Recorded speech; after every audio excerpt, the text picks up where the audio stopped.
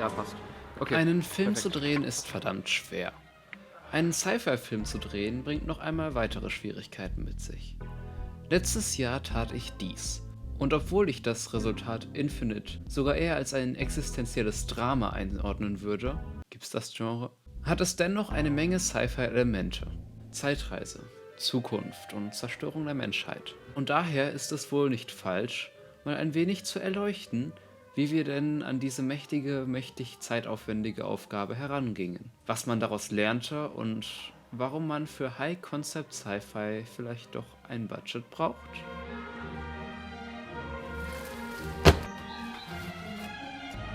Oh, Jesus. Hallo. Zunächst einmal, wer sind wir? Wir sind ein Projektkursteam eines Projektkurses für die Schule, der einen Film drehte, bestehend aus Schule Zang, den man vielleicht kennt aus Rollen wie Marvin, Kane, Marvin und Marvin, Nick Weigel, Filmfan und auch dabei, und meine Wenigkeit, ein Obdachloser aus der Zukunft. Und da, wie man sich vielleicht schon denken kann, die ganze Struktur von einer Zeitmaschine abhing, mussten wir eben diese erstmal bauen. Um Budget zu sparen, schnappte ich mir also aus einem Großwarenhandel einen Karton und eine Menge Alufolie. Dazu kauften wir technisch wirkende Tapeten. Der Karton wurde präpariert, eine Tür obendran gebaut und alles nach und nach ausgekleistert. Im Hintergrund wurde die Garagenwand mit Tapete versehen. Denn natürlich ist das futuristische Zentrum aus Infinite meine Garage. Weshalb auch ein One-Take-Wechsel von Locations möglich war, indem die Kamera einfach ihren Winkel änderte. Also hatten wir einen aufmachbaren Aluklotz. Doch um dem ganzen Leben einzuhauchen, brauchte es. Hallo. Details sind wohl eine der wichtigsten und vergessensten Sachen im Film. Sie sind es erst, die die Welt ausmachen, sie lebendig wirken lassen. Was wäre Leo ohne sein Motivation Off-On-Shirt? Was wäre ich ohne meinen Schal?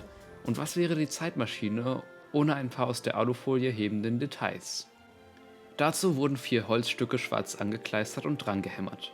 Dazu ein Radio, das wir leider schlachten mussten. Vorsichtig, aber doch mit Gewalt.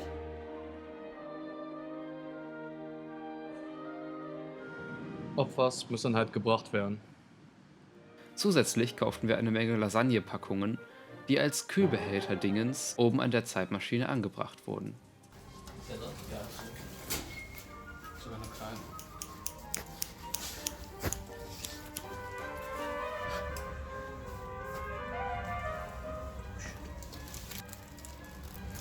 Außerdem wurde auch der Innenraum mit Liegegelegenheiten versehen. Sicher hätten wir das ganze Ding auch noch logischer designen können, aber schon diese einfache Futurisierung war zeitlich recht erheblich für nur 3 Leute. Details waren aber auch abseits erkennbar. Unsere Zeitmaschine funktioniert wie ein menschenspeisender Kühlschrank. Und was wäre ein Kühlschrank ohne Kältegefühl? Also ging das Make-up-Department, hier Schunde selber und meine Mutter, ans Werk. So etwas kam auch an weiteren Orten vor. So spielte ich einen einheimischen Wanderer der fernen Zukunft. Und als solcher sollte ich natürlich nicht auf Pflegestandard des 21. Jahrhunderts sein. Also ran an die Matsche. Igitt.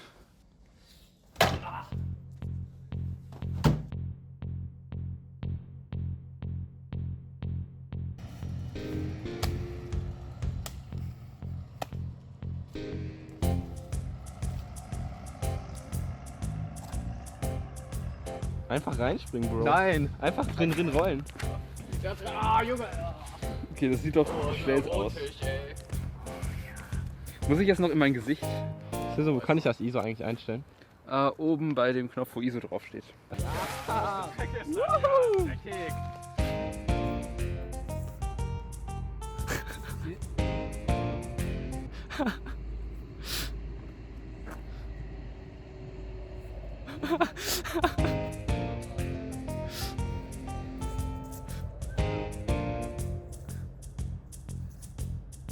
Nein, Junge, mach das nicht. Du wirst sowas von krass.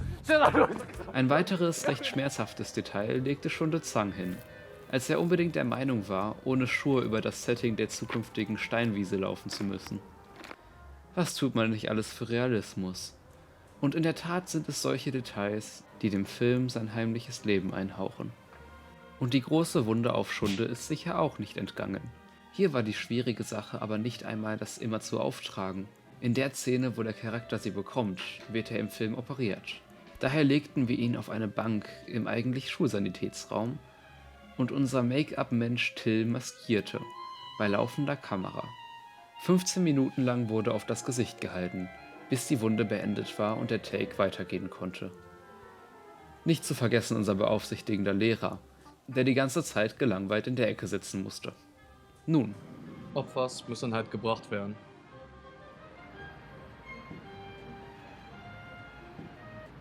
Hallo? natürlich braucht es Story, Charaktere, Schauspiel und gute Kamera, um einen Film vernünftig hinzubekommen. Doch oft und gerade bei Sci-Fi, Fantasy und Co. sind es die abnormal wirkenden Requisiten, die kleinen Details und die Nuancen, die die Welt wirklich zum Leben erwecken.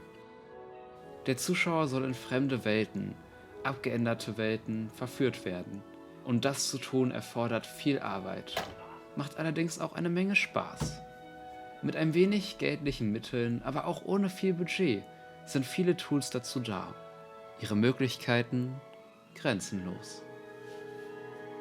Ja, ist zu spät. Ja, Action. Wenn du da bereit bist, filmst du schon. Ja, ich höre mich schon. Ich höre mich die ganze Zeit. Wow. Komm, Ups. film mal zu mir bitte. Was Ich ist muss mir das? neuen Matsch holen, warte.